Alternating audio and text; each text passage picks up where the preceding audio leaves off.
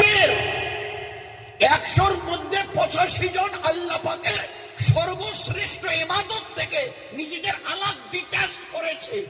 সেই আল্লাহর কাছে কি করে মদত আশা করো, সাহায্য আশা করো? আছে তোমাদের বিবেক? বলো না, কি দেখে তোমাদের সাহায্য করবে?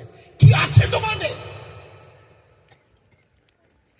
ধারণা? এই নাউজুবিল্লাহ, যে আমাকে তোমরা বাতিল করে, যাকে আমরা বাংলায় বলি তালাক, আমাকে তো তালাক দিয়ে রেখেছো, সম্পর্ক কেটে দিয়েছো, ডিটাচ হয়ে গেছো। কার কাছে মদত আশা করো? তোমরা ভুলে গেছো তোমাদের পরিচয় কি ছিল। একবার পিছনে ফিরে তাকাও, চলো একবার পিছনে যাই, আসো আমার হাত ধরো, চলো পিছনে যাই। দেখনি কোনদিন ভলি যারা খেলে, যখন বলটা থ্রো করতে যায় তো মাঝখানে দাঁড়ায় না, একদম পিছনে চলে যায়। দেখনি বলটা যখন মারতে যায় বসিয়ে 5-7-10 হাত দূরে চলে যায়, পিছনে যায়। তারপরে এসে দেখনি যখন ক্রিকেটের বলটা আসে তো একটু পিছনে গিয়ে তারপরে এবার এগিয়ে গিয়ে বাউন্ডারি হাঁকায়। দেখনি তো তোমরাও গোল দিতে পারবে, বাউন্ডারি হাঁকবে, তোমরাও এইরকম ভাবে ভলিতে একটা রেজাল্ট করতে পারবে যদি একটু পিছিয়ে আসো। কত দূর? সাহাবা পর্যন্ত। 1000 কিলোমিটার দূরে ইরাকে একটা জামাত মদিনা থেকে পাঠানো হয়েছে। সেই জামাত এখন ইরাকে, এখান থেকে 1000 কিলোমিটার। এই মোবাইলের স্ক্রিনে টিপে দেখছে না কোথায় আছে, কিরে কই, তা কইলে আমি এখন ইরাকে। এরকম কিচ্ছু নেই।